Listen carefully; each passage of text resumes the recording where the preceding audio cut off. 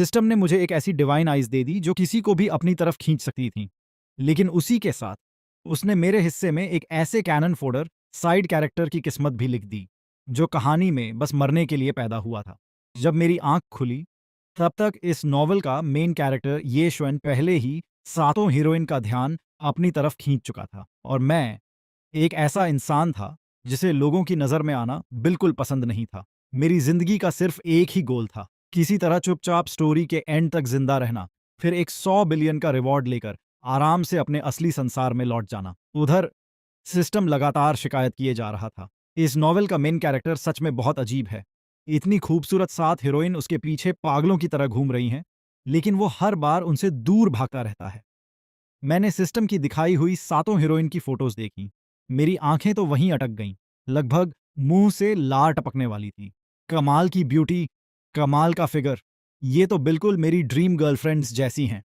मैं तुरंत हंसते हुए बोला, ये लड़का सच में बहुत नखरे करता है। इतनी किस्मत मिलने के बाद भी खुश नहीं है। अगर उसकी जगह मुझे भेज दो तो साथ क्या, मैं तो पूरे 365 गर्लफ्रेंड संभाल लूं। साल का हर दिन नई गर्लफ्रेंड होगी।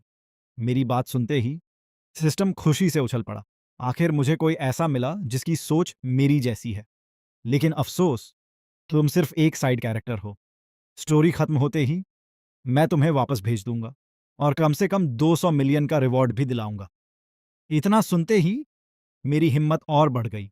मैंने तुरंत कहा, मेन कैरेक्टर नहीं बना सकते तो कोई बात नहीं, कम से कम मुझे कोई अच्छा सा साइड कैरेक्टर बना दो, ऐसा जो हीरो के आसपास रहे और आराम से हीरोइन और हीरो की लव स्टोरी देख सके। सिस्टम कुछ देर तक मेरा चेहरा देखता रहा, फिर बोला, असल में इस नॉवल की स्टोरी बहुत सिंपल है। मेन कैरेक्टर यशवन अपनी मेहनत से इस टॉप अरिस्टोक्रेट एकेडमी में एडमिशन लेता है, लेकिन उसे अमीर लोगों से सख्त नफरत है। नए स्टूडेंट्स के वेलकम पार्टी में उसने सबके सामने कह दिया, F7 में ऐसा क्या खास है, बस किस्मत अच्छी थी इसलिए अमीर घर में पैदा हो गए। बस उसकी यही बात पूरे स्कूल में फैल गई और वो ब्लिंक का सबसे बड़ा टारगेट बन गया।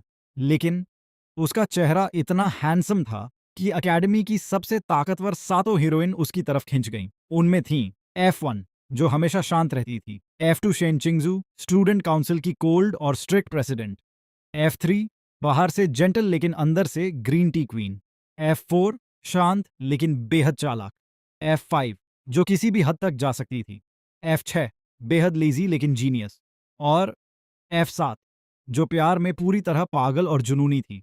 इन सातों ने ये शुआन का पीछा करना शुरू कर दिया, लेकिन ये शुआन उन सबसे डरता था। उसे उनकी प्रोटेक्शन भी चाहिए थी और उन्हीं की मौजूदगी से सबसे ज्यादा नफरत भी थी। जब उसकी मौत हुई, उसकी आखिरी इच्छा सिर्फ एक थी, अगले जन्म में मेरा F7 से कभी कोई रिश्ता न बने। मैं बड़े मजे से ये स्टोरी सुन रहा था, तभी मैंने देखा सिस्टम का चेहरा सूजा हुआ था। उसकी हालत देखकर मैं चौंक गया। सिस्टम बोला, ये सब छोड़ो, जल्दी तैयार हो जाओ, मैं अभी तुम्हें स्टोरी में भेज रहा हूं। तब मुझे पता चला कि मेरे लिए इस सिस्टम ने मेन सिस्टम से लड़ाई तक कर ली थी। उसने बड़ी मुश्किल से मेरे लिए इस दुनिया में रीबर्थ का एक मौका छीना था।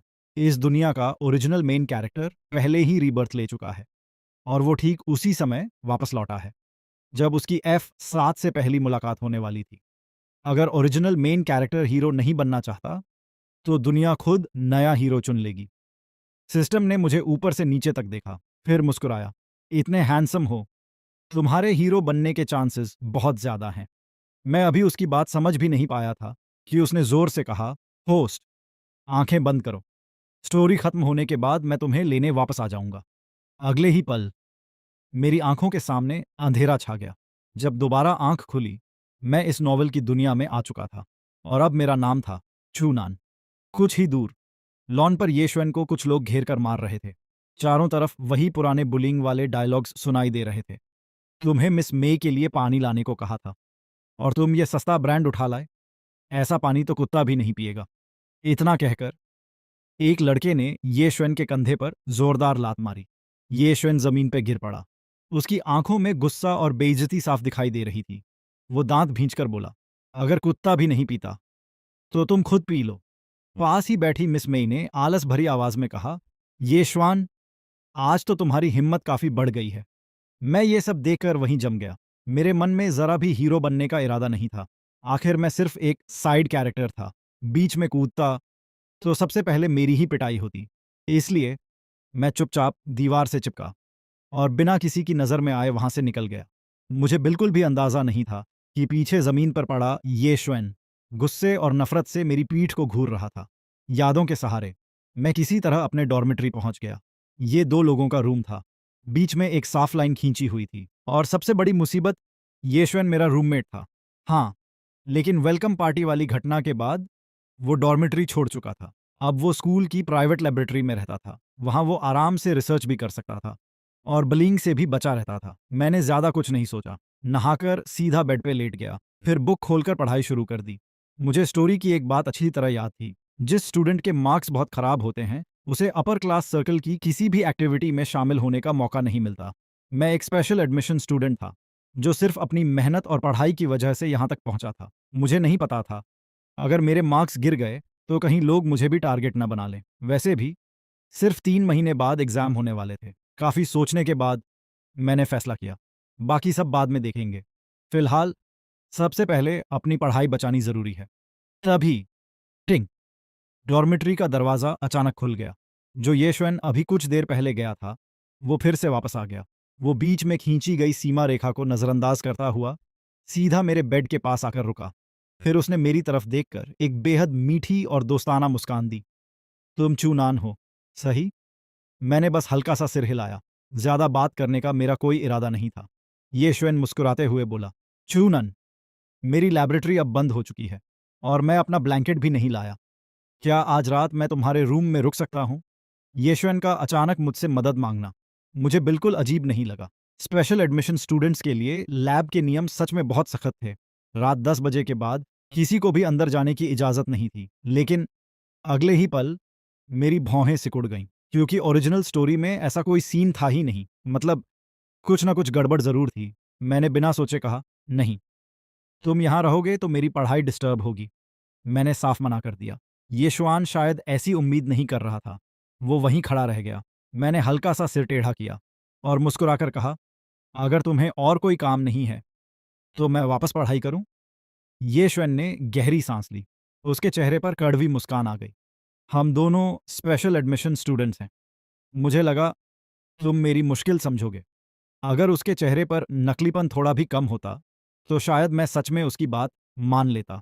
मैंने मुस्कान हटा दी और सीधे उसकी आंखों में देखते हुए कहा, तुम अच्छी तरह जानते हो कि इस समय पूरे स्कूल की नज़र तुम पर है, फिर भी जानबूझकर मेरे पास आए हो। क्या ये साफ साफ मुझे भी मुसीबत में घसीटना नहीं है? ये हुआन ने तुरंत सिर हिलाया। नहीं, मैंने ऐसा कभी नहीं सोचा। उसने पूरी ईमानदारी वाला चेहरा बनाया।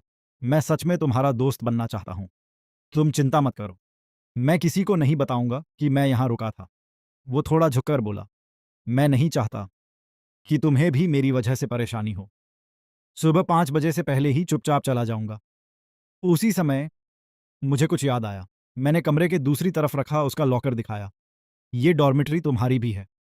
तुम्हें यहां से निकालने का मुझे कोई हक नहीं है। और उधर एक खाली बेड भी है। स्कूल हर हफ्ते नए बेडशीट बदल देता है। येशवेन कुछ पल के लिए चुप रह गया। उसे तभी याद आया कि पिछले जन्म में वो कभी डॉर्मेट्री में रहा ही नहीं था। या तो लेबोरेटरी में रहता था या फिर सातों हीरोइन की विलाज में। उसे डॉर्मेट्री के ये रूल्स याद ही नहीं थे। अगर उसे किसी ऐसे इंसान की जरूरत ना होती जो स्कूल का ध्यान उसकी तरफ से हटा सके, तो वो आज यहाँ वापस आता ही नहीं। उसे फिर वही सीन याद आया जब थोड़ी देर पहले मैंने उसे बुली होते देखा और बिना रुके वहां से चला गया। असल में उसे इस बात का दुख नहीं था कि किसी ने उसकी बेइज्जती देख ली। उसे तकलीफ इस बात की थी कि वो इंसान उसका अपना रूममेट था। इस पूरी फ्लोर पे सिर्फ हमारा ही डबल रूम था, जहां 2 स्पेशल एडमिशन स्टूडेंट्स साथ रहते थे। इसलिए सुबह सुबह यहाँ कोई शोर नहीं होता था। न कोई स्टूडेंट्स, न कोई भीड़, न कोई हंगामा। मुझे ये शांत माहौल बहुत पसंद था। अगली सुबह यशवन ने अचानक मुझे याद दिलाया, आज सुबह 8 बजे प्रोफेसर लिन की पहली क्लास है। उनकी क्लास में पूरे स्कूल का कोई स्टूडेंट लेट होने की हिम्मत नहीं करता। अगर बिना वजह लेट हुए तो स्टूडेंट काउंसिल प्रेसिडेंट यानी F2 शेन चिंगजू सीधे येलो कार्ड दे देती हैं। 2 येलो कार्ड होते ही रेड कार्ड मिल जाता है और उसके बाद चाहे तुम नोबल फैमिली से हो या नहीं, पूरा स्कूल तुम्हें टारगेट बना देता है। ये सुनते ही मेरी नींद पूरी तरह उड़ गई। मैं तुरंत बेड से कूद पड़ा, जल्दी जल्दी मुंह धोया और तैयार होने लगा। उधर यशवंत चुपचाप मुझे देख रहा था। रात भर पढ़ाई करने की वजह से मेरे चेहरे पर साफ थकान दिखाई दे रही थी। मैं बिल्कुल ऐसा इंसान नहीं लगता था जिसे रिच किड्स बली करके मजा लें। कुछ देर बाद ये शुआन की आंखों में एक फैसला साफ दिखाई देने लगा। पूरी रात वो सोचता रहा था, अब जाकर उसे जवाब मिल गया था। उसे मानना पड़ा कि पिछले जन्म की घटनाओं ने उसकी सोच बदल दी थी। उसने मन ही मन सोचा, दोष इसका नहीं है, इसका कसूर सिर्फ इतना है कि ये बहुत ज्यादा हैंडसम है और मेरा रूममेट भी। अगर मुझे किसी को ढाल बनाना है तो फिलहाल यही सबसे सही इंसान है। वैसे भी बस 2 हफ्तों की बात है। मैं पिछले जन्म में इतने साल सब सह चुका हूं, ये भी सह लेगा। बस आज इसे अपने साथ क्लासरूम में ले जाना होगा। फिर शेनचिंगजू की नज़र पूरी तरह इसी पर टिक जाएगी। ये श्वेन की सारी प्लानिंग मैं अच्छी तरह समझ रहा था। ओरिजिनल स्टोरी में शेनचिंगजू पहली बार ये श्वेन में दिलचस्पी इसी क्लास के दौरान लेने वाली थी, लेकिन अब ये श्वेन का हर कदम ओरिजिनल स्टोरी से अलग था। मेरा पॉपकॉर्न खाने वाला मूड कब का खत्म हो चुका था। अब मैं सिर्फ एक ही बात चाहता था, इस आदमी से जितना दूर रह सकूं उतना अच्छा। मैं जैसे ही बाहर निकला, येश्वन ने मुस्कुराकर आवाज दी, चुनन। मैंने बिना उसकी तरफ देखे जवाब दिया, मैं वाइट टी नहीं पीता, मुझे मिल्क टी में बोबा पसंद है। येश्वन वहीं खड़ा रह गया। उसकी आंखों में सिर्फ सवाल ही सवाल थे। उसे मेरी बात का एक शब्द भी समझ नहीं आया। मैंने मन ही मन लंबी सांस ली। हे भगवान, ये मेन कैरेक्टर तो इंसानों की भाषा भी नहीं समझता। मैंने अपनी बुक्स कसकर पकड़ ली और बिना पीछे देखे पूरी रफ्तार से क्लासरूम की तरफ भाग गया। जब मैं हाँफता हुआ क्लासरूम पहुंचा, तब सिर्फ 7:30 बजे थे। लेकिन इतनी बड़ी क्लासरूम आधी से ज्यादा भर चुकी थी। मैं मन ही मन बोला, प्रोफेसर लिन की पॉपुलैरिटी सच में कमाल की है। रुको, कुछ तो गड़बड़ है। यूं कहूं, शेन चिंगजू की धाक सच में वैसी ही थी जैसी सब कहते थे। मैंने पहले ही सुन रखा था कि प्रोफेसर लिन को क्लास में स्टूडेंट्स से सवाल पूछने का बहुत शौक था और सबसे ज्यादा उन्हें क्लासरूम के कोने में बैठे स्टूडेंट्स को खड़ा करना पसंद था। इसलिए नाम पुकारे जाने से बचने के लिए मैंने जानबूझकर बीच की तरफ थोड़ा पीछे वाली सीट चुन ली। वैसे भी आगे की सारी सीटें पहले ही भर चुकी थीं। मेरी तेज चल रही सांसें धीरे धीरे सामान्य हो गईं। मैंने राहत की सांस ली, बुक खोली, लेकिन मेरा ध्यान पढ़ाई में बिल्कुल नहीं था। मुझे पूरा यकीन था कि रीबर्थ वाला ये श्वान अब मुझे अपना टारगेट बना चुका है। अभी मैं यही सोच ही रहा था कि ये श्वेन फिर से मेरे पास आ पहुंचा। वो मुस्कुराकर बोला, चूनन, क्या मैं यहाँ बैठ सकता हूँ? मैंने बिना किसी भाव के उसकी तरफ देखा। बैठना है तो बैठ जाओ। ये श्वेन खुशी खुशी मेरी बगल वाली सीट पे बैठ गया। लेकिन अगले ही पल मैं अपनी बुक उठाकर खड़ा हो गया और सीधा क्लासरूम के सबसे किनारे खिड़की के पास वाली सीट पर जाकर बैठ गया। पूरा क्लासरूम हंसी से गूंज उठा। चारों तरफ ताने सुनाई देने लगे। ये शुआन की तो हालत देखो, कोई इसके साथ बैठना ही नहीं चाहता। अब तो ये पूरी तरह अकेला पड़ गया है। परसों पूरी रात बंद करके रखा गया था, सोचा होगा कोई दोस्त बचा लेगा, लेकिन किसी ने इसकी तरफ देखा तक नहीं। खुद की हालत ही खराब है। पहले तो अपने दोस्तों की भी परवाह नहीं की, अब कौन इसके साथ अपना नाम जोड़ेगा। आगे की बातें मैंने सुननी ही बंद कर दी। मैं यशवन के अजीब व्यवहार से पहले ही सतर्क था। मुझे बिल्कुल पसंद नहीं आ रहा था कि वो बार बार मुझे भी अपनी मुसीबत में घसीटना चाहता था। लेकिन ये भी सच था कि बाकी स्टूडेंट्स का उसे बली करना भी गलत था। जिसके पास ताकत नहीं होती, वो बस खुद को बचाने की कोशिश करता है। और मैं ठीक वैसा ही इंसान था, जिसकी कोई ताकत नहीं थी, जो हमेशा अनजान बनने में ही अपनी भलाई समझता था। तभी पूरे क्लासरूम का माहौल अचानक बदल गया। अभी तक जो शोर मचा हुआ था, वो एक पल में गायब हो गया। दरवाजे से शेन चिंगजू अंदर आ चुकी थी। Beauty, family background, status, wealth और स्टडीज, हर चीज में सातों हीरोइन इस एकेडमी की सबसे ऊंची जगह पर थीं। और उन सातों में मुझे सबसे ज्यादा शेन चिंगजू पसंद थी। उसने एकेडमी की फिट फाइट यूनिफॉर्म पहन रखी थी। उसके कॉलर पे बैंगनी रंग का बैज लगा था, जो एकेडमी की सबसे ऊंची अथॉरिटी का सिंबल था। उसकी बर्फ जैसी गोरी स्किन और गहरी नीली आंखें ऐसा एहसास करा रही थीं मानो उनमें हमेशा ठंडी बर्फ जमी हो। जब उसकी नज़र पूरे क्लासरूम पे घूमी, तो उसमें जरा भी गर्मजोशी नहीं थी। मानो वो चुपचाप कह रही हो, यहाँ बैठे तुम सब मेरे लिए कुछ भी नहीं हो। मैं मन ही मन मुस्कुरा उठा। यही एटीट्यूड तो मुझे सबसे ज्यादा पसंद है। सबको खुद से दूर रखना, कूल भी और बेहद आकर्षक भी। सच कहूं, ऐसी लड़की ही सबसे ज्यादा दिलचस्प लगती है। वो सीधे यशवान के पास गई और आराम से उसी सीट पे बैठ गई जहां कुछ देर पहले मैं बैठा था। मैंने मन ही मन राहत की सांस ली। बच गया। बस थोड़ा सा और होता तो मेरा सीधा सामना इसी हीरोइन से हो जाता। उधर ये हुआन बाहर से तो बुक पढ़ने का नाटक कर रहा था, लेकिन उसके दिमाग में तूफान मचा हुआ था। पिछले जन्म में शेन चिंगजू को हमेशा अकेले रहना पसंद था, तो इस बार वो बार बार मेरे पास क्यों आ रही है? दूसरी तरफ शेन चिंगजू भी उलझन में थी। असल में वो एक खास खुशबू का पीछा करते हुए यहां तक आई थी। उसे लगा था कि उस खुशबू का सोर्स येश्वन है, लेकिन उसके पास बैठते ही उसे समझ आ गया कि खुशबू उससे नहीं आ रही। उसने तुरंत पूरी क्लासरूम पर एक नजर डाली, फिर चुपचाप अपनी नजर वापस खींच ली। मन ही मन बोली, लगता है मेरी सेंस पहले से कमजोर हो गई है। इतनी देर बाद भी मैं उस खुशबू के असली सोर्स को नहीं ढूंढ पाई। उसी समय प्रोफेसर लिन मुस्कुराते हुए क्लासरूम में दाखिल हुए। Good morning students. उनके आते ही क्लासरूम का भारी माहौल तुरंत हल्का हो गया। प्रोफेसर लिन का पढ़ाने का तरीका बेहद मजेदार था। मैं जैसा स्टूडेंट जिसे पढ़ाई में कभी दिलचस्पी नहीं रहती, वो भी कब उनकी बातों में खो गया, मुझे खुद पता नहीं चला। कुछ देर बाद प्रोफेसर लिन मुस्कुराए। लगता है सबको ये क्वेश्चन बहुत पसंद आया है। तो चलिए, अब कोई एक स्टूडेंट खड़ा होकर बताए कि उसने इस क्वेश्चन को कैसे सॉल्व किया। जैसे ही उन्होंने ये कहा, मैंने इसे आपके पसंदीदा सरल नेचुरल हिंदी स्टाइल में अनुवाद किया है। मेरा दिल एकदम धक से रह गया। ये शुरुआत मैं बहुत अच्छी तरह पहचानता था। अब प्रोफेसर लिन किसी स्टूडेंट का नाम लेने वाले थे। मैंने बगल में बैठे ये श्वेन की तरफ देखा। उसका पूरा शरीर तनाव में था। मैं तुरंत समझ गया, आखिर ओरिजिनल स्टोरी वाला सीन शुरू होने वाला है। मुझे लगा अब हीरो की बारी है, इसलिए मैंने दोबारा सिर भी नहीं उठाया। लेकिन अगले ही पल मुझे महसूस हुआ प्रोफेसर लिन की नज़र सीधे मुझ पर आकर टिक गई है। मैं तुरंत होश में आ गया। तभी याद आया, जिस सीट पर मैं बैठा था वो भी प्रोफेसर लिन की फेवरेट टारगेट वाली जगहों में से एक थी। प्रोफेसर लिन ने पूरी क्लास पर नज़र दौड़ाई, फिर मुस्कुराकर बोले, स्टूडेंट मेल यांगसिन, तुम आकर अपना सोल्यूशन सबको बताओ। फ्रंट रो से एक लड़की खड़ी हुई, वही मिस मेई जो कल ये श्वेन को बुली कर रही थी। ओरिजिनल स्टोरी में ये सीन ये श्वेन का होना चाहिए था, लेकिन अब वो मौका मेल यंगसिन के हिस्से में चला गया। मैंने अनायास ये श्वेन की तरफ देखा। हैरानी की बात ये थी, वो भी मुझे ही देख रहा था। उसकी आंखों में थोड़ी हैरानी थी और उससे भी ज्यादा अफसोस। मैंने उसकी तरफ ज्यादा ध्यान नहीं दिया। मेरे दिमाग में तो बस ओरिजिनल स्टोरी का वही सीन चल रहा था जहां ये श्वान पूरे आत्मविश्वास के साथ खड़ा होकर सबको अपना जवाब सुनाता है। कुछ देर बाद प्रोफेसर लिन मुस्कुराए। बहुत अच्छा जवाब, बैठ जाओ। फिर उन्होंने पूछा, क्या किसी और के पास इस क्वेश्चन का कोई अलग तरीका है? उनकी आवाज ने मुझे फिर से वर्तमान में लौटा दिया। मैंने दोबारा येश्वेन की तरफ देखा।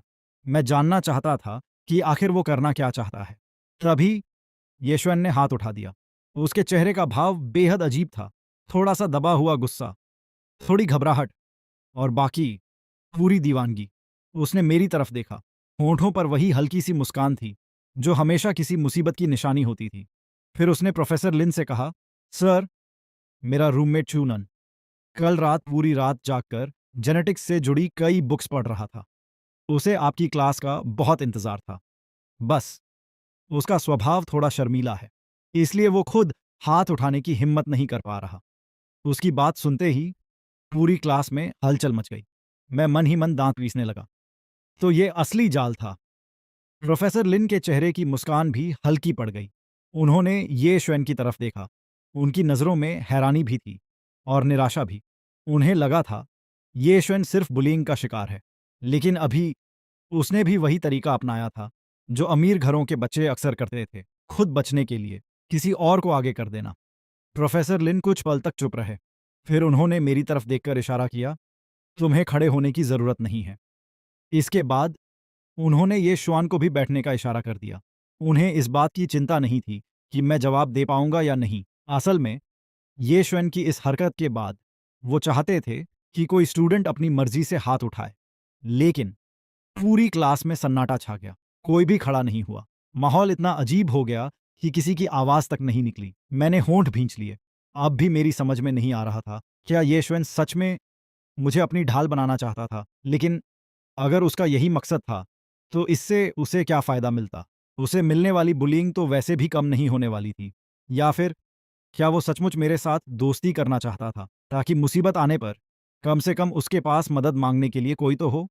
उधर ये श्वन चुपचाप सिर झुकाकर बैठा था। उसने जानबूझकर चारों तरफ से आती हंसी और तानों को नजरअंदाज कर दिया। पिछले जन्म में उसे भी न जाने कितनी बार इसी तरह जानबूझकर खड़ा कराया गया था। सबके सामने उसकी बेइज्जती की गई थी। उन लोगों के लिए ये बस एक खेल था। आज उसने वही तरीका सिर्फ एक बार अपनाया, लेकिन अब पूरी क्लास उसी का मजाक उड़ा रही थी। उसने महसूस किया कि शेन चिंगजू की नज़र अब भी उस पर टिकी हुई है। वो जानता था, आज की हरकत से उसने प्रोफेसर लिन को नाराज कर दिया है, लेकिन कम से कम अब चू नान सबकी नज़रों में आ चुका था, चाहे वो खुद अब भी उसी दलदल में क्यों ना फंसा हुआ हो। ये हुआन का दिमाग पूरी तरह उलझ चुका था।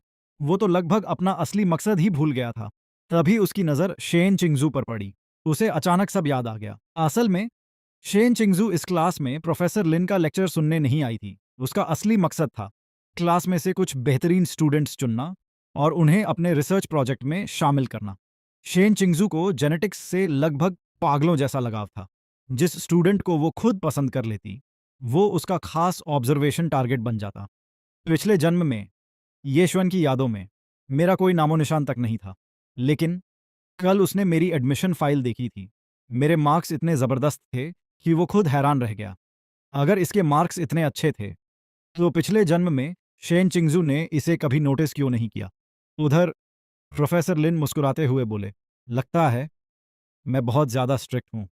मेरे स्टूडेंट्स इतने डर गए हैं कि हाथ उठाने की भी हिम्मत नहीं कर रहे। हालांकि वो हंस रहे थे, लेकिन उनके अंदर की नाराजगी साफ दिखाई दे रही थी। उन्होंने तुरंत बात बदल दी और सबके सामने एक ऐसा इनाम रखा जिसे सुनते ही पूरी क्लास की आंखें चमक उठीं। मेरे पास रिसर्च इंस्टीट्यूट की बनाई हुई एक बेहद रेयर मेडिसिन है। इसे लेने के बाद तुम्हारा शरीर पूरे 2 महीने तक अपनी सबसे बेहतरीन हालत में रहेगा। सारी बीमारियां और दर्द पूरी तरह गायब हो जाएंगे। इसकी मटेरियल बेहद रेयर है। पूरी दुनिया में इसकी सिर्फ यही एक बॉटल है। दूसरी कभी नहीं बनेगी। जो मुझे सबसे अच्छा आंसर देगा, ये मेडिसिन उसी की होगी। फिर उन्होंने जानबूझकर मेरी तरफ देखते हुए कहा, जिसे भी कंपटीशन में हिस्सा लेना है, वो खुद हाथ उठाए। दूसरों से अपनी जगह फैसला मत करवाओ। बस इतना सुनना था। मैं सब कुछ भूल गया। ना अपनी सेफ्टी याद रही, ना हीरो, ना उसकी प्लानिंग। मैंने इतनी तेजी से हाथ उठाया कि लगभग सीलिंग छू ली और पूरी ताकत से चिल्लाया, प्रोफेसर, मैं आंसर दूंगा। मेरी आवाज गूंजते ही पूरी क्लास में एक साथ दर्जनों हाथ उठ गए। पूरा क्लासरूम शोर से भर गया। प्रोफेसर लिन ने मुस्कुराकर कई स्टूडेंट्स की तरफ इशारा किया। मैंने अपना हाथ और भी ऊपर कर लिया। मन ही मन सोच रहा था, लगता है मैंने हाथ ठीक से नहीं उठाया। शायद मेरी मासूम शक्ल देखकर प्रोफेसर लिन सचमुच मान बैठे कि मैं बहुत शर्मीला हूं। वो मुस्कुराकर बोले, तो चलिए, हमारे शर्मीले स्टूडेंट चूनान, तुम ही इस क्वेश्चन का आंसर दो। मैं धीरे से खड़ा हुआ, अपना चश्मा ठीक किया, फिर गंभीर आवाज में बोला, प्रोफेसर, आंसर देने से पहले मैं एक बात साफ करना चाहता हूं। मेरा और ये श्वेन का कोई खास रिश्ता नहीं है। मैंने बहुत सोचकर ये बात कही। मुझे नहीं चाहिए था कि आगे चलकर हीरो मुझे आसान टारगेट समझे और हर बार मुझे ही फंसाता रहे। मैंने ये श्वेन की तरफ देखा। मेरी चिंता करने के लिए धन्यवाद, लेकिन अगली बार मैं खुद हाथ उठा सकता हूं। कृपया मेरी जगह फैसला मत किया कीजिए। मेरी आवाज बहुत हल्की थी, जैसे कोई डरा हुआ बच्चा धीरे धीरे बोल रहा हो। ये श्वेन ने तुरंत सिर झुका दिया। सॉरी, शायद मैं गलत समझ गया था। ये छोटा सा मामला यहीं खत्म हो गया। मैंने गहरी सांस ली और तुरंत असली टॉपिक पर लौट आया। प्रोफेसर, अगर बीस्ट सोल का अवेकनिंग ब्लड लाइन जेन्स पर आधारित है, तो बीस्ट सोल की इवोल्यूशन भी शायद जेनेटिक्स से ही जुड़ी होगी। प्रोफेसर लिन बिना कुछ बोले मुझे देखते रहे। मैंने चारों तरफ नजर दौड़ाई। बाकी स्टूडेंट्स अब मेरी बातों में ज्यादा दिलचस्पी नहीं ले रहे थे, लेकिन मैंने बोलना जारी रखा। मैंने इंटरनेट पे बीस्ट सोल अवेकनर्स की जेनेटिक्स पे काफ़ी रिसर्च पढ़ी है, लेकिन ओरिजिनल बीस्ट्स के जीन्स पे मुझे बहुत ढूंढने के बाद भी कोई रिसर्च नहीं मिली। मुझे ओरिजिनल स्टोरी वाला आंसर अच्छी तरह पता था, लेकिन मैं उसे ज्यों का त्यों दोहराना नहीं चाहता था, ना ही हीरो का सीन छीनना चाहता था। अब तक मेरे पास पूरी स्टोरी का गॉड व्यू था। अगर अब भी मैं ये श्वेन का असली मकसद नहीं समझ पाता, तो सच में मेरा दिमाग बेकार था। वो चाहता ही यही था कि मैं सबकी नज़रों में आ जाऊं। क्या वो बस मुझे स्पॉटलाइट में लाना चाहता था? मैं उसकी चाल में नहीं फंसना चाहता था। लेकिन प्रोफेसर लिन की वो मेडिसिन मुझे हर हाल में चाहिए थी। सिस्टम तो स्टोरी खत्म होने के बाद ही मुझे वापस ले जाएगा, और हीरो की नेचुरल डेथ आने में कम से कम 50 साल बाकी थे। लेकिन मेरे पास इतना वक्त नहीं था। मुझे हार्ट डिजीज थी, पुराने जोड़ों का दर्द था, लंग डिजीज भी थी। मैं अपनी बाकी की जिंदगी इन बीमारियों के साथ तड़पते हुए नहीं बिताना चाहता था। इसीलिए मैं बहुत पहले से रिसर्च इंस्टीट्यूट में जाना चाहता था। अवेकनर्स के पास बेहद ताकतवर सेल्फ हीलिंग एबिलिटी होती है, लेकिन मैं अवेकनर नहीं था। इसलिए मेरी उम्मीद सिर्फ रिसर्च इंस्टीट्यूट की उन रेयर मेडिसिन पर टिकी थी, जो बाहर मार्केट में कहीं नहीं मिलती थीं। तभी प्रोफेसर लिन ने हल्के से भौं उठाई। आगे क्यों नहीं बोल रहे? ऐसा लग रहा था उन्हें मेरा जवाब काफी पसंद आया है। मैं इसलिए नहीं रुका था कि मेरे पास बोलने को कुछ नहीं था। असल वजह शेन चिंगजू थी।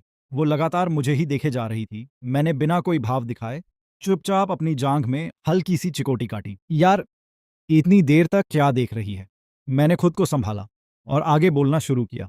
बीस्ट सोल का अवेकनिंग ओरिजिनल बीस्ट्स के प्रकट होने के बाद शुरू हुआ। असल में ये नेचर के बैलेंस को बनाए रखने का एक तरीका है। हम इंसान ओरिजिनल बीस्ट्स जैसे खतरनाक मॉन्स्टर्स का सीधे मुकाबला नहीं कर सकते, लेकिन बीस्ट सोल अवेकनर्स कर सकते हैं।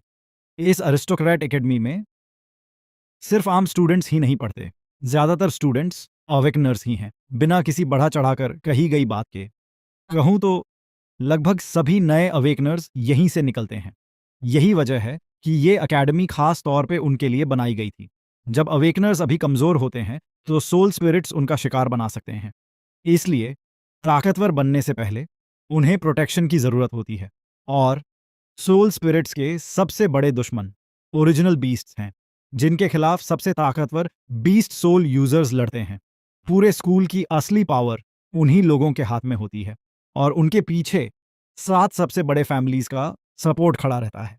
अगर गहराई से देखा जाए, तो ये अरिस्टोक्रेट एकेडमी असल में पावर एक्सचेंज का एक बहुत बड़ा खेल है। नीचे वाले लोग ऊपर चढ़ने के लिए जी तोड़ मेहनत करते हैं, ताकतवर लोगों का सहारा लेते हैं, उनके लिए काम करते हैं, उनके चेहरे के भाव देखकर फैसले लेते हैं, और ज़रूरत पड़ने पे उनकी जगह सज़ा भी झेलते हैं। वहीं ऊपर बैठे लोग बैंकेट्स रखते हैं, रिसोर्सेज खर्च करते हैं, टैलेंट्स को अपने पक्ष में लाते हैं, और अपने फैमिली के लिए सबसे बेहतरीन स्टूडेंट्स चुनते हैं। इतना सोचते सोचते मेरे दिमाग में अनगिनत ख्याल एक साथ घूमने लगे। मैंने इसे आपके पसंदीदा सरल नेचुरल हिंदी स्टाइल में अनुवाद किया है। मेरी बात अचानक बीच में रुक गई। शेन चिंगजू काफी देर तक मेरे अगले शब्द का इंतजार करती रही। डेस्क पर उंगलियां थपथपाते हुए उसकी हरकत भी रुक गई। उसने चुपचाप प्रोफेसर लिन की तरफ देखा। प्रोफेसर लिन ने मुझे चुप खड़ा देखा तो मुस्कुराकर बोले, आराम से बोलो, घबराने की जरूरत नहीं है। मैं होश में आया और फिर सामान्य रफ्तार से बोलना शुरू किया। अवेकनर्स अपने बीस्ट सोल की मदद से ओरिजिनल बीस्ट्स के जीन फ्रैगमेंट्स को अब्सॉर्ब कर सकते हैं। इससे अपने अधूरे जीन्स पूरे किए जा सकते हैं। फिर अलग अलग जीन्स को आपस में मर्ज करके सबसे स्टेबल और सबसे एफिशिएंट जीन सीक्वेंस चुनी जा सकती है। आखिर में उसे और भी शुद्ध बनाकर बीस्ट सोल की इवोल्यूशन पूरी की जा सकती है। मेरी बात सुनकर शेन चिंगजू ने पहली बार मुझे ध्यान से देखा। अब वो मन ही मन मेरी असली वैल्यू का अंदाजा लगाने लगी। उधर प्रोफेसर लिन की भौहें सिकुड़ गईं। मेरी बात गलत नहीं थी, लेकिन आज तक किसी ने ऐसा एक्सपेरिमेंट करने की हिम्मत नहीं की थी। ओरिजिनल बीस्ट को जिंदा पकड़ना मुश्किल नहीं था, मुश्किल था उस पर सफल रिसर्च करना। सिर्फ एक ओरिजिनल बीस्ट को पकड़ने की कोशिश में पूरा एक प्लैनेट बर्बाद हो गया था। 50 अवेकनर्स मारे गए थे। नुकसान इतना बड़ा था कि अलायंस ने उस मिशन की खबर तक पब्लिक नहीं होने दी। प्रोफेसर लिन ने आगे कुछ नहीं कहा, बस मेरी तरफ देखकर बोले, आओ अपनी मेडिसिन ले लो। मैं तुरंत आगे बढ़ गया। Thank you professor. मेडिसिन मिलते ही मैंने बिना एक पल रुके पूरी बॉटल पी ली। प्रोफेसर लिन की आंखें फैल गईं। अरे, तुमने इसे ऐसे ही पी लिया? उनकी बात पूरी भी नहीं हुई थी कि मेरा शरीर लड़खड़ा गया और मैं नीचे गिरने लगा। प्रोफेसर लिन अभी मुझे पकड़ने के लिए हाथ बढ़ाते, उससे पहले पूरे कमरे में एक जबरदस्त दबाव फैल गया। हवा में एक छोटा सा लाल बीस्ट सोल उछल कर आया। उसने मुझे हवा में ही संभाल लिया। वो शन चिंगजू का बीस्ट सोल अज्यू था। एजू जोर से चिल्लाया, मास्टर, जल्दी आइए। इस इंसान से बहुत अच्छी स्मेल आ रही है। इस बार मैंने बिल्कुल सही पहचाना है। अगले ही पल शेन चिंगजू बिजली की तरह प्रोफेसर लिन के सामने आ गई।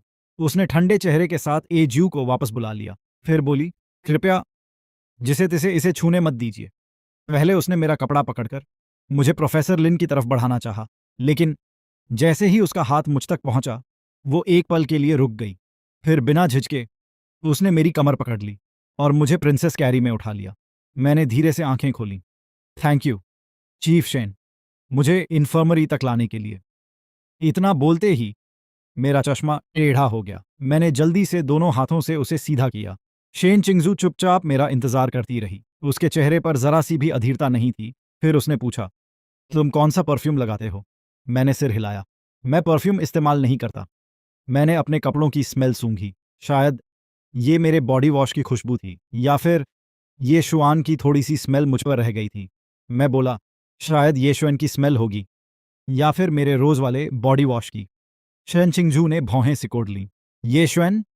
ए जो तुरंत बोला, वही जिसने क्लास में आपकी जगह हाथ उठाया था। मैं मन ही मन चौंक गया। इतनी बड़ी हीरोइन को हीरो का नाम तक याद नहीं। मैंने समझाया, प्रोफेसर लिन की क्लास में वो मेरे बगल में बैठा था। शन चिंगजू ने सिर हिलाया। नहीं, ये श्वेन की स्मेल और ए जू ने जो स्मेल महसूस की थी, दोनों अलग हैं। मैं तुरंत समझ गया। मैंने न्यूनेट खोला और उसे अपने बॉडी वॉश का लिंक दिखाया। शॉप का नाम है युआन युआन बॉडी वॉश। मैं यही वाला इस्तेमाल करता हूँ। वैसे इसकी सेल्स ज़्यादा नहीं है। एजू ने तुरंत सिर हिलाया। हाँ, यही स्मेल है। शेन चिंगजू ने फिर पूछा, क्या तुम बॉडी वॉश के अलावा कोई परफ्यूम भी इस्तेमाल करते हो? नहीं, सिर्फ यही।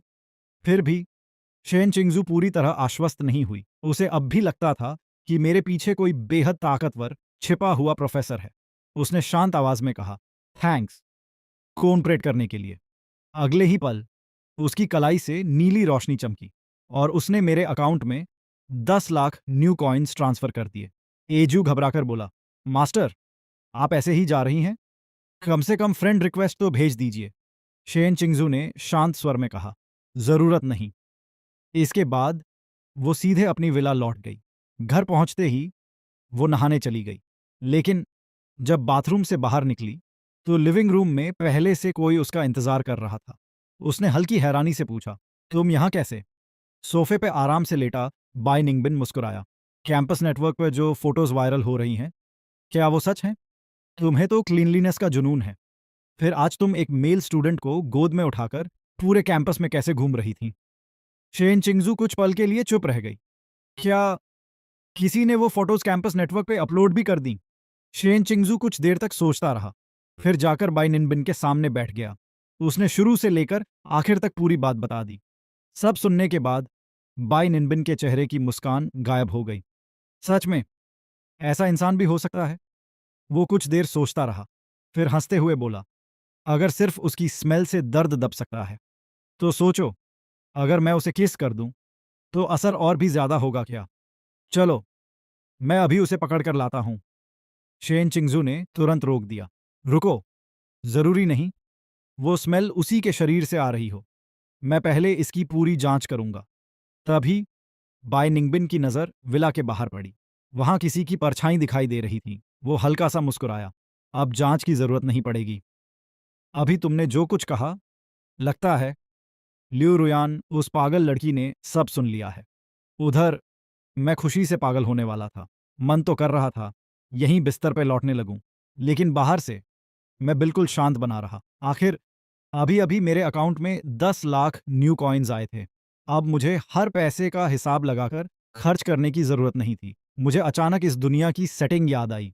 मैंने तुरंत न्यूनेट खोला और बिना सोचे 2 लाख न्यू कॉइन्स सीधे ऑनरफनेज की डायरेक्टर मॉम को ट्रांसफर कर दिए। उसी समय स्कूल डॉक्टर अंदर आए। उन्होंने मेरी रिपोर्ट देखते हुए कहा, तुम्हें कोई बड़ी बीमारी नहीं है, लेकिन छोटी मोटी दिक्कतें बहुत हैं। थोड़ा आराम करो, फिर जा सकते हो। उन्होंने मुझे ऊपर से नीचे तक देखा, फिर हैरानी से बोले, स्कूल का खाना थोड़ा महंगा जरूर है, लेकिन तुमने खुद को मालन्यूट्रिशन तक कैसे पहुंचा दिया? उन्होंने समझाया, स्कूल में कुल 20 छोटे कैफेटेरिया हैं और 7 बड़े कैफेटेरिया। सबसे महंगा खाना 30,000 न्यू कॉइन्स से भी ज्यादा का है और सबसे सस्ता सिर्फ 5 न्यू कॉइन्स का। उसमें भी मीट और वेजिटेबल्स दोनों मिलते हैं। ये स्कूल की तरफ से सब्सिडी वाला स्टूडेंट मील है, ताकि गरीब स्पेशल एडमिशन वाले स्टूडेंट्स भी अच्छा खाना खा सकें। वैसे भी स्पेशल एडमिशन से आने वाले स्टूडेंट्स को शुरू में ही 3 लाख न्यू कॉइन्स का रिवॉर्ड मिलता है। फिर उन्होंने गंभीर होकर कहा, शेन चिंगजू खुद तुम्हें यहां छोड़कर गया है। दूसरों से बेवजह कंपैरिजन मत करना। सिर्फ दिखावे के लिए अपने सारे पैसे मत उड़ा देना। मैंने मुस्कुराकर कहा, मैं कई पार्ट टाइम जॉब्स करता हूं। कई बार काम में खाना खाना ही भूल जाता हूं। लेकिन अब ऐसा नहीं होगा। इस दुनिया में मेरी जिंदगी की सेटिंग लगभग वैसी ही थी जैसी मेरी हाई स्कूल लाइफ थी।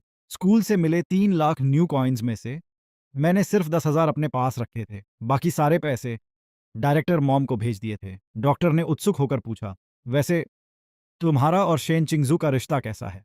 मैंने सिर हिलाया। हम एक दूसरे को जानते भी नहीं। इतना कहकर मैं कैंपस नेटवर्क देखने लगा।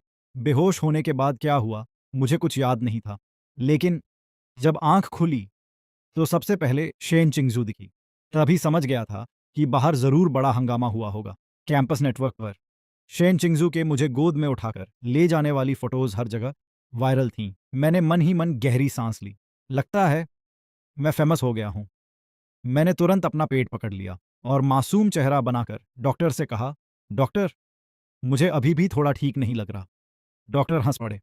शेन चिंगजू ने मुझे सब बता दिया है। तुम प्रोफेसर लिन की मेडिसिन पीने की वजह से बेहोश हुए थे। इस समय तुम्हारी बॉडी पहले से कहीं ज्यादा हेल्थी है। हाँ, मेडिसिन का असर ज्यादा से ज्यादा 1 महीने तक रहेगा। फिर उन्होंने कहा, आज बहुत सारे स्पेशल एडमिशन स्टूडेंट्स बीमार हैं। मेडिकल रूम में काफी भीड़ है। लेकिन शेन चिंगजू ने अपना प्राइवेट वार्ड तुम्हारे लिए खाली कर दिया है। उसने ये नहीं बताया कि तुम कब तक यहाँ रह सकते हो। लेकिन अगर वो तुम्हें निकालना चाहता तो तुम्हारे लिए समय पे खाना भेजने को भी नहीं कहता। इतना कहकर डॉक्टर ने बेड के सामने खाने की टेबल लगा दी। लो, तुम्हारा लंच। मैं बिना देर किए खाने पे टूट पड़ा। वाह, बड़े कैफेटेरिया का खाना सच में कमाल का है। बस अफसोस, आज फिश नहीं बनी। उधर कैंपस नेटवर्क पे मेरा नाम छाया हुआ था। कुछ लोग मेरी पहचान पता लगाने में लगे थे। कुछ लोग जल रहे थे। कुछ तो मुझे सबक सिखाने की प्लानिंग भी करने लगे थे। यहां तक कि हीरो ये हुआन की चर्चा भी दब गई थी। इस वक्त सबसे ज्यादा चर्चा मेरी हो रही थी। मैंने मन ही मन फैसला किया, मुझे जल्दी से जल्दी अपनी सेफ्टी के लिए कुछ खरीदना होगा। लेकिन उससे पहले क्लास से छुट्टी ले लेता हूं। फिलहाल F2 के एरिया में रहना ही सबसे सुरक्षित है। तभी ठक ठक ठक, दरवाजे पर 3 बार नॉक हुआ। फिर आवाज बंद हो गई। मैंने इलेक्ट्रॉनिक पैनल देखा। न्यू नेट पे एक मैसेज आया, मैं हूं ये श्वेन। मैंने डोर अनलॉक कर दिया। ये श्वेन अंदर आया। उसने कमरे में चारों तरफ नजर घुमाई। फिर पूछा, चीफ शन जा चुकी हैं? मैंने उसकी तरफ देखकर शांत स्वर में कहा, अगर वो गई ही नहीं होती तो क्या तुम यहां आने की हिम्मत करते? ये श्वेन जाकर उसी सीट पे बैठ गया जहां थोड़ी देर पहले शन चिंगझू बैठी थी। वो हल्का सा मुस्कुराया। अगर वो यहां होती तो सच कहूं, मैं कभी अंदर आने की हिम्मत नहीं करता। मैंने अजीब नजरों से उसकी तरफ देखा। तुम्हें डर लगता है? सच में? अगर इतना ही डरते हो तो क्लास में मुझे जानबूझकर टारगेट क्यों बनाया था?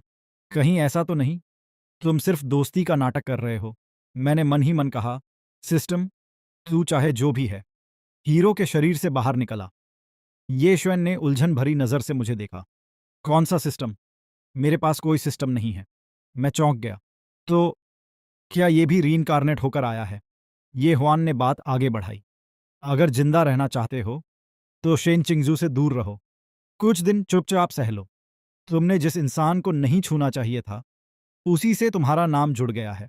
जब उनका गुस्सा शांत हो जाएगा सब ठीक हो जाएगा। मैंने बेबस होकर कहा, मेरी ये हालत, क्या यही नहीं था जो तुम चाहते थे? अब अच्छे इंसान बनने का नाटक क्यों कर रहे हो? ये श्वेन के चेहरे की मुस्कान हल्की पड़ गई। तुम मुझे गलत समझ रहे हो। हाँ, क्लास में हाथ मैंने उठाया था, उसके लिए मैं माफी मांगता हूं। लेकिन तुम्हारा बेहोश होना, उससे मेरा कोई लेना देना नहीं था। वो तो इसलिए हुआ क्योंकि तुम्हारा शरीर मेडिसिन का असर सह नहीं पाया। और शेन चिंगजू को तुम्हें उठाकर ले जाने के लिए भी मैंने नहीं कहा था।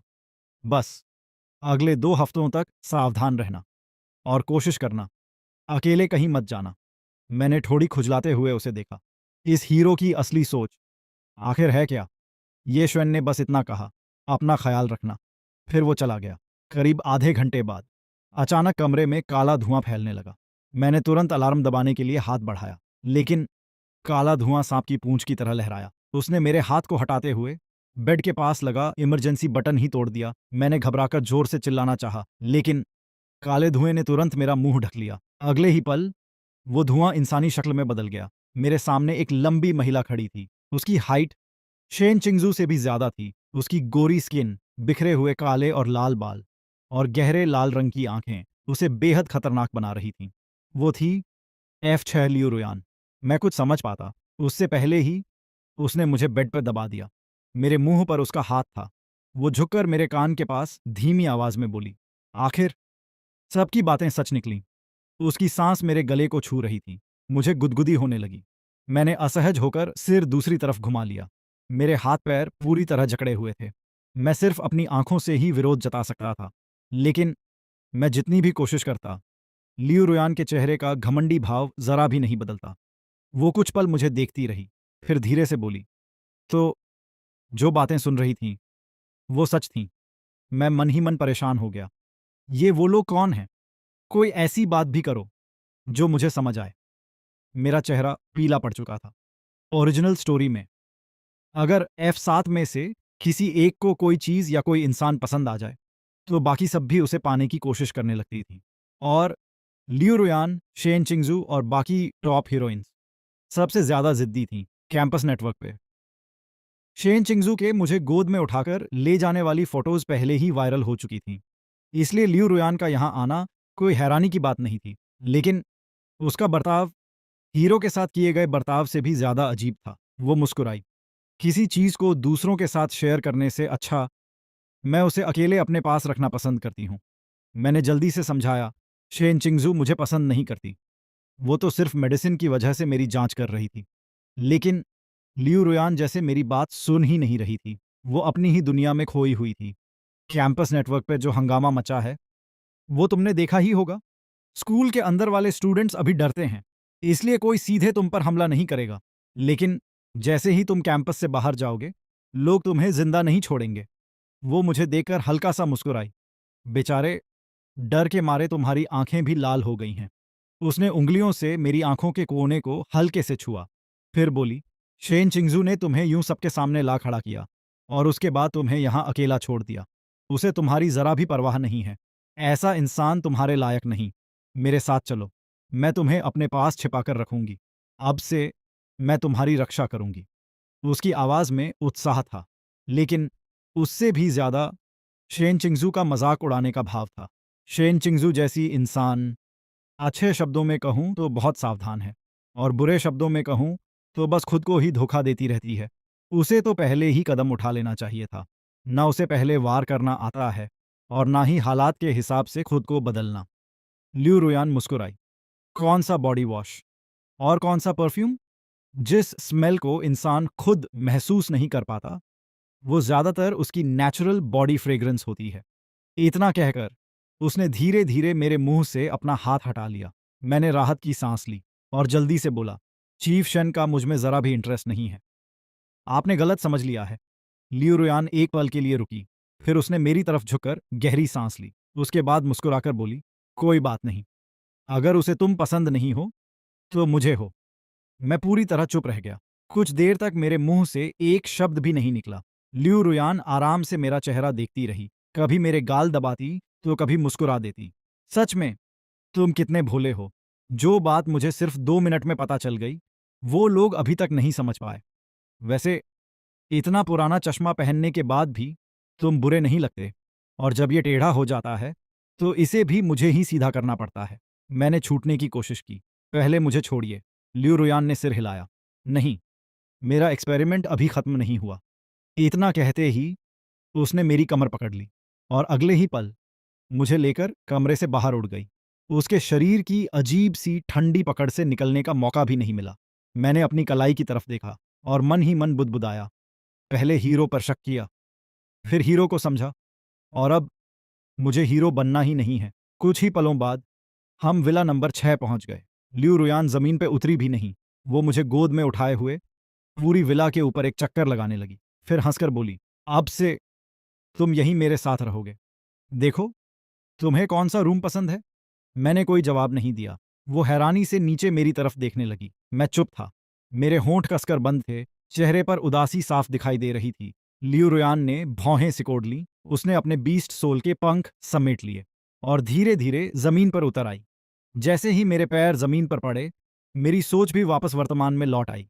तभी विला का सिस्टम बोला, मास्टर, शन चिंगजू और बाय निंगबिन बाहर मौजूद हैं। क्या उन्हें एंट्री परमिशन दी जाए? मैंने हल्का सा सिर उठाया। सेमेस्टर शुरू होने के बाद से मैंने इन हीरोइंस को ठीक से देखा भी नहीं था। सच कहूं तो दूर से उनकी खूबसूरती देखने का मन जरूर था, लेकिन इस तरह F6 की विला में किडनैप होकर नहीं। मैं मन ही मन सोचने लगा, इतनी दूर आने के बाद लियू रुयान शायद उन्हें अंदर नहीं आने देगी। लेकिन पागल लोगों की सोच आम इंसानों जैसी नहीं होती। लियू रुयान हंस पड़ी। भला मेहमानों को बाहर कौन खड़ा रखता है? इतना कहकर उसने मुझे नीचे उतारा और मेरा हाथ पकड़कर एंट्रेंस की तरफ चल पड़ी। मैंने मन ही मन सोचा, F6 को सीधे मना करना बहुत खतरनाक है। इसलिए मैंने चुपचाप उसका हाथ पकड़ लिया। साथ ही धीरे से पूछा, वैसे जरूरी तो नहीं कि वो दोनों मुझे ढूंढने आई हों? अगर बाद में पता चला कि आपने गलत समझा था, तो फिर मेरा कोई कसूर नहीं होगा, है ना? ल्यू रुयान मुस्कुराई। मैं कभी किसी बेगुनाह आदमी पर गुस्सा नहीं निकालती, खासकर जिसे मैं पसंद करती हूं। मैंने बड़ी मुश्किल से अपनी आंखें नहीं घुमाईं। जब मुझे लगा कि अब इससे कुछ पता नहीं चलेगा, तभी ल्यू रुयान अचानक बोली, तुम्हें क्या लगता है, सांप की स्मेल कभी गलत हो सकती है? मैं थोड़ा उलझ गया। स्मेल? सांप आखिर स्मेल कैसे पहचानता है? मुझे बचपन से सांपों से डर लगता था, इसलिए उनके बारे में मुझे लगभग कुछ भी नहीं पता था। मैंने धीरे से अपने कपड़े सूंघे। अब तो ना ये श्वेन के परफ्यूम की स्मेल बची थी और ना ही बॉडी वॉश की। लगभग कुछ भी महसूस नहीं हो रहा था। ल्यू रुयान हंस पड़ी। सच में तुम बहुत भोले हो। मैं तुम्हें कैसे पसंद कर बैठी। उसने मेरा हाथ पकड़ लिया। अगर ये स्मेल हर कोई महसूस कर सकता, तो क्या तुम आज तक जिंदा रहते? मैंने उसकी ठंडी नजरों की तरफ देखा। गुस्सा तो बहुत आया, लेकिन कुछ बोलने की हिम्मत नहीं हुई। मैं चुपचाप उसके साथ नीचे उतर गया। हम दोनों पहली मंजिल के लिविंग रूम में जाकर सोफा पर बैठ गए। कुछ ही देर बाद विला का मेन डोर खुला। कॉरिडोर से दो महिलाएं अंदर आईं। मैंने चोरी छिपे उनकी तरफ देखा। अगर चेन चिंगजू की खूबसूरती ठंडी चांदनी जैसी थी, तो बाई निनबिन की खूबसूरती बिल्कुल अलग थी। उसके माथे पर बिखरे हुए बाल और गहरी काली आंखें उसे बेहद आकर्षक बना रही थीं। लेकिन मैं मुश्किल से 2 सेकंड ही उसे देख पाया था कि लियू रुयान ने मेरी ठुड्डी पकड़कर मेरा चेहरा अपनी तरफ घुमा दिया। वो झुककर मेरे बिल्कुल करीब आ गई। फिर मुस्कुराकर बोली, क्या मैं सुंदर नहीं हूं? उसका चेहरा इतना करीब था कि उसकी एक एक खूबसूरत बात साफ दिखाई दे रही थी। उसके चेहरे पर जरा सा भी दाग नहीं था। मैंने शर्माते हुए चुपचाप एक घूंट लार निगल ली। मैंने इसे आपके पसंदीदा सरल नेचुरल हिंदी स्टाइल में अनुवाद किया है। मैंने ईमानदारी से सिर हिलाया। हाँ, आप भी बहुत सुंदर हैं। लियू रुयान ने हल्की सी नाक सिकोड़कर ठंडी आवाज में कहा, हूं। उसी समय शेन चिंगजू अचानक बोली, उसे छोड़ दो। लियू रुयान हंस पड़ी। अगर ना छोड़ूं तो क्या मुझे भी येलो कार्ड दोगी? स्टूडेंट काउंसिल प्रेसिडेंट, क्या तुम्हारे पास इतना खाली समय है? अब लोगों के लव अफेयर भी तुम ही संभालोगी? इतना कहकर उसने मेरा हाथ पकड़ लिया और मेरी उंगलियों से खेलने लगी। मैं हैरानी से उसकी तरफ देखने लगा। Love affair? किसका? मैंने अपनी तरफ उंगली की। मेरा? लियू रुयान मुस्कुराई। मैं तुम्हें किस भी कर चुकी हूं। अब तुम जिम्मेदारी से भागोगे तो नहीं? इतना कहते हुए उसने मेरी तरफ गहरी नजर से देखा, फिर अपनी उंगलियों से मेरे होंठों को हल्के से छुआ और दोबारा झुककर मेरे माथे पर एक हल्का सा किस कर दिया। मैं बिना कुछ बोले चुपचाप अपना चेहरा दूसरी तरफ घुमा लिया। शेन चिंगजू की भौहें सिकुड़ गईं। बस, अब बहुत हो गया। तुम इसके पास क्यों आई हो? लियू रुयान ने बेपरवाही से जवाब दिया। मुझे समझ नहीं आ रहा तुम क्या कहना चाहती हो। मुझे इससे पहली नजर में प्यार हो गया, और इसे भी मुझसे। तभी बाई निंगबिन मुस्कुराई। अच्छा, अगर ऐसा है तो इसका नाम क्या है? लियू रुयान कुछ पल चुप रही, फिर बोली, अरे वो मेरा भोला सा बच्चा। बाई निंगबिन ने मेरी तरफ देखा, कुछ सेकंड तक मुझे घूरती रही। मैंने झिझकते हुए कहा, लियू रुयान। बाई निंगबिन ने सिर हिलाया, मैंने तुमसे नहीं पूछा। इतना कहकर वो आराम से लियू रुयान के सामने जाकर बैठ गई, फिर मुस्कुराकर बोली, तुम्हारी पसंद भी कमाल है। जो भी सामने आया उसी पर दिल आ गया। लियू रुयान ने मुस्कुराकर जवाब दिया, दिमाग थोड़ा धीमा है, लेकिन इंसान बुरा नहीं है। बाय निंगबिन ने शन चिंगजू की तरफ देखा, हम सब एक ही साइड के हैं, तो आराम से बात क्यों नहीं कर सकते? शेन चिंगजू ने गहरी सांस ली और अपनी ऑरा वापस समेट ली, फिर शांत आवाज में बोली, तुम्हें ये इसलिए पसंद आया है क्योंकि इसके शरीर की स्मेल तुम्हारे दिमाग पे असर डाल रही है, इसलिए तुम्हें झूठा अट्रैक्शन महसूस हो रहा है। लेकिन मैं और बाय निंगबिन उसके असर में नहीं आए, क्योंकि हमारा माइंड पूरी तरह स्टेबल है। लियू रुयान ने कंधे उचकाए, जो चाहो सोचो, मुझे किसी को समझाने का शौक नहीं है। वैसे भी इस दुनिया में बहुत सी चीजें मुझे अपनी तरफ खींचती हैं। क्या मैं उन सबको जाकर किस करती फिरूं? मेरे लिए तो बात बहुत आसान है, जिससे मुझे घिन नहीं आती उसे मैं पसंद करती हूं। शेन चिंगजू ने आगे कहा, फिलहाल इसकी बॉडी फ्रेग्रेंस सिर्फ वही लोग महसूस कर सकते हैं जिनकी रैंक 3S तक पहुंच चुकी है। बाय निनबिन ने तुरंत कहा, मेरी स्मेल सेंस इतनी अच्छी नहीं है, जरा मुझे भी चेक करने दो। वो उठकर मेरी तरफ बढ़ी। लियू रुयान ने तुरंत मेरा हाथ खींच लिया, फिर मेरी कमर पकड़कर मुझे घुमाकर अपनी गोद में बैठा लिया। मैं बुरी तरह घबरा गया। अचानक दिल में एक अजीब सा डर पैदा हो गया। बाय निंगबिन ने कंधे उचकाए और वापस सोफा पर बैठ गई, फिर बोली, वैसे जब मामला इतना रेयर है तो इसे रिसर्च लैब भेज देना चाहिए ताकि साइंटिस्ट्स इस पर स्टडी कर सकें। शेन चिंगजू चुप रही, उसने ना हाँ की और ना ही मना किया। मुझे उसी पल समझ आ गया, तो सच में ये स्मेल मेरे अपने शरीर से ही आ रही है। मैं मन ही मन सिस्टम को कोसने लगा, पता नहीं इसने मुझे कैसा साइड कैरेक्टर बना दिया है। मेरा चेहरा थोड़ा पीला पड़ गया, लेकिन मेरी आंखें पहले से ज्यादा शांत थीं। मैंने मन ही मन सोचा, इतनी खूबसूरत लड़कियां देखकर क्या फायदा अगर जान ही खतरे में पड़ जाए। इस समय लियू रुयान मेरे लिए सबसे सुरक्षित सहारा थी। उसकी ताकत पूरे एकेडमी में दूसरे नंबर पर थी। उसका बीस्ट सोल बेहद खतरनाक था, लेकिन कम से कम अभी तक वो मेरे साथ अच्छा व्यवहार कर रही थी। मैंने ये एहसान मन ही मन याद रख लिया। मेरे बड़े बड़े चश्मे के पीछे मेरी आंखों की ठंडी चमक छिपी हुई थी। उसी समय मेरे शरीर से एक हल्की सी मीठी खुशबू फिर से फैलने लगी। लियू रुयान की नजर मेरी लाल होती आंखों के कोने पर पड़ी। उसने बिना कुछ कहे मेरा चश्मा उतार लिया और उसे अपनी उंगलियों पर घुमाने लगी, फिर मुस्कुराकर बोली, अगर लड़ना है तो सीधे बोलो, मैं हमेशा तैयार हूं। पूरा कमरा अचानक शांत हो गया। शेन चिंगजू हैरानी से मुझे देखने लगी। बाई निंगबिन भी कुछ पल के लिए सांस रोककर वहीं खड़ी रह गई। लियू रुयान के चेहरे की मुस्कान भी धीरे धीरे गायब हो गई। उसने ठंडी नजर से दोनों को देखा। देख लिया या अभी और देखते रहोगे? फिर उसने मेरी तरफ नजर डाली। जैसे ही उसकी नजर मेरे चेहरे पर पड़ी, उसकी लाल आंखों में साफ हैरानी झलक गई। उसके होठों पर हल्की मुस्कान आ गई। इतना छोटा सा और इतना प्यारा, इसे देखकर तो मेरा दिल ही पिघल जाता है। मुझे तो पता ही नहीं था, चश्मा उतारने के बाद तुम इतने अच्छे दिखते हो। उसे अभी तक मेरे असली चेहरे का अंदाजा ही नहीं था। लियू रुयान ने मेरे गाल को हल्के से दबाया, फिर अफसोस भरे लहजे में बोली, अगर तुम्हारे गालों पे थोड़ा और मांस होता तो और भी प्यारे लगते। बाद में तुम्हें हमारे फैमिली हॉस्पिटल ले चलूंगी। और हाँ, बिना चश्मे के तुम कहीं ज्यादा अच्छे लगते हो। तुम्हें क्या लगता है? मैंने धीरे से दोनों हाथ उसके कंधों पर रख दिए और बिना विरोध किए सिर हिला दिया। ठीक है।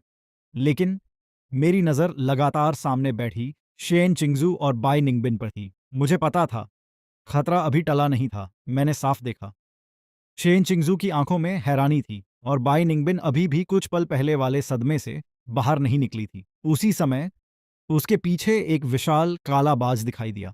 मेरी आंखें चमक उठीं। मैं उत्साह से उसे लिविंग रूम के ऊपर चक्कर लगाते हुए देखने लगा। लियू रुयान ने देखा कि मेरा ध्यान कहीं और चला गया है। उसने भी अपना बीस्ट सोल बुला लिया। काला और लाल रंग का विशाल सांप पलक झपकते ही प्रकट हुआ। वो अपना इलाका जताने की तरह आकर मेरी टांगों के चारों ओर लिपट गया। काले, लाल और सफेद रंग का वो दृश्य मेरी गोरी स्किन को और भी उभार रहा था। लियू रुयान संतुष्ट होकर सोफा से टिक गई। उसकी आंखों में हल्की सी ठंडी मुस्कान थी। मैं हिलने की भी हिम्मत नहीं कर पा रहा था। बस चुपचाप उस सांप को अपनी टांगों पर टिके हुए देखता रहा। बीस्ट सोल और उसके मास्टर की भावनाएं एक दूसरे से जुड़ी होती थीं। ये पहली बार था जब बाय निंगबिन के बीस्ट सोल ने मेरे शरीर की उस खास स्मेल को महसूस किया। वो खुद को रोक नहीं पाया। उधर शन चिंगजू का बीस्ट सोल ए जो भी खुद पे काबू नहीं रख सका, और अगले ही पल वो पूरे लिविंग रूम में खुशी से उछलने लगा। बाय निन्बिन का चेहरा ठंडा पड़ गया। उसने सख्त आवाज में कहा, अपने मन की वो बेकार बातें अभी बंद करो। मैं लियू रुयान नहीं हूं। मुझे सबसे ज्यादा नफरत अपने ऊपर से कंट्रोल खोने से है। जो भी मुझे कंट्रोल करने की कोशिश करता है उसका अंजाम कभी अच्छा नहीं होता। शेन चिंगजू ने होंठ भींच लिए। उसने अपनी औरा पूरी तरह समेट ली, फिर मेरी उलझी हुई आंखों की तरफ देखा। लग रहा था वो कुछ कहना चाहती है, लेकिन आखिर तक चुप रही। पूरा कमरा एकदम शांत हो गया। एजू भी डरकर चुपचाप खड़ा हो गया। लियू रुयान ने हैरानी से बाई निन्बिन की तरफ देखा। अगर दिमाग खराब है तो हॉस्पिटल जाकर इलाज करवाओ। मैं भी कुछ समझ नहीं पा रहा था। बाई निंगबिन ने अपना बीस्ट सोल वापस बुला लिया, लेकिन उसकी नजर अब भी मुझ पर ही टिकी हुई थी। वो हल्का सा मुस्कुराई। कमाल है। शायद अब मुझे तुम्हें बीस्ट टेमर कहना चाहिए। उसने धीरे धीरे ताली बजाई, फिर मुस्कुराकर बोली, सच में बहुत कमाल हो। कुछ ही पलों में तुमने मेरे बीस्ट सोल का मन भी बदल दिया। मैंने भौहें सिकोड़ लीं। अब मुझे कुछ कुछ समझ आने लगा था, लेकिन मेरे शरीर से निकलने वाली उस स्मेल पर मेरा खुद का कोई कंट्रोल नहीं था। मैं तो उसे महसूस भी नहीं कर सकता था। मैंने कुछ नहीं कहा। उधर लियू रुयान के हाथ अब भी नहीं रुक रहे थे। कभी मेरे बाल छूती तो कभी मेरा हाथ पकड़ लेती। आखिर मैंने उसका हाथ पकड़ लिया। लियू रुयान, मैंने उसकी दाहिनी हथेली अपने दोनों हाथों में ली, फिर धीरे से उसे अपने होंठों के पास लाकर हल्का सा किस किया। मैंने साफ नजरों से उसकी तरफ देखते हुए कहा, मैंने सुना है बाज सांप का सबसे बड़ा दुश्मन होता है। लियू रुयान की भौं उठ गई। उसकी आंखों में लड़ने का जोश चमक उठा। ये बात तुम्हें किसने बताई? उसी समय उसका लाल काला सांप फुफकारते हुए सीधा खड़ा हो गया। उसने अपनी जीभ बाहर निकाली और सामने मौजूद काले बाज को खुली चुनौती दे दी। मेरे पैर अनजाने में कांप गए। ये सांप सच में बहुत डरावना है। मैंने खुद को शांत दिखाने की कोशिश की, फिर अपना हाथ लियू रुयान के सिर पर रखा और दूसरे हाथ से हल्के से उसका ध्यान अपनी तरफ खींचते हुए मुस्कुराकर बोला, लड़ लो ना, मैं देखना चाहता हूं। शेन चिंगजू की भौहें और गहरी सिकुड़ गईं। उसके सामने का ये नजारा उसे बिल्कुल अच्छा नहीं लग रहा था, लेकिन लियू रुयान अभी अपने बीस्ट सोल को आदेश भी नहीं दे पाई थी कि लाल सांप पहले ही मेरी बात से प्रभावित होकर सीधे काले बाज पर हमला करने के लिए झपट पड़ा। मैं मन ही मन घबरा गया। लगता है मैंने बहुत बड़ी मुसीबत खड़ी कर दी। मैंने इसे आपके पसंदीदा सरल नेचुरल हिंदी स्टाइल में अनुवाद किया है। बीआई निंगबिन बिजली की तरह पीछे हट गई। साथ ही उसने अपना बीस्ट सोल भी बुला लिया। लियू रुयान का लाल सांप बिना एक पल रुके उस पर झपट पड़ा। उसने पूरे शरीर से उसे जकड़ लिया और सीधे काटने की कोशिश की। बाय निंगबिन झल्लाकर बोली, सिर्फ तुम्हारे बीस्ट सोल के पंख हैं क्या? मेरा भी उड़ सकता है। उसे बिल्कुल उम्मीद नहीं थी कि लियू रुयान सच में हमला कर देगी। आखिर ये सब बचपन से साथ बड़े हुए थे। उनके फैमिलीज के बीच गहरा रिश्ता था, इसलिए उनके बीच कभी असली लड़ाई नहीं हुई थी। लियू रुयान, रुक जाओ। शन चिंगजू भी तुरंत बीच में आ गई। एक तरफ लियू रुयान और दूसरी तरफ शन चिंगजू और बाई निंगबिन। फिर भी लियू रुयान बिल्कुल नहीं डरी। उसे सिर्फ एक बात की हैरानी थी, उसका लाल सांप आज जान लगाकर क्यों लड़ रहा था। लेकिन उसने ज्यादा नहीं सोचा, बस मन ही मन मुस्कुरा दी। सच में ये तो किस्मत से मिला साथी है। जीत हार तो पहले से तय है। उसने उंगलियां चटकाईं। वापस आ जाओ। आदेश मिलते ही लाल सांप तुरंत पीछे हट गया, फिर अपने छोटे छोटे पंख फैलाकर उड़ता हुआ आया और मेरे कंधे पर आकर बैठ गया। मैं पूरी तरह सख्त हो गया। दिल जोर जोर से धड़कने लगा। मैंने बार बार खुद को शांत करने की कोशिश की।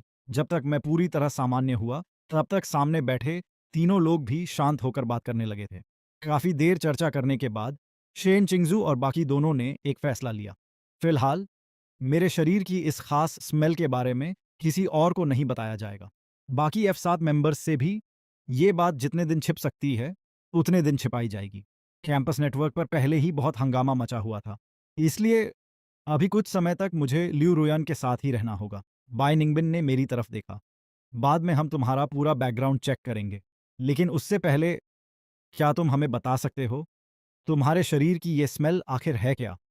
ल्यू रुयान ने बीच में ही बात काट दी।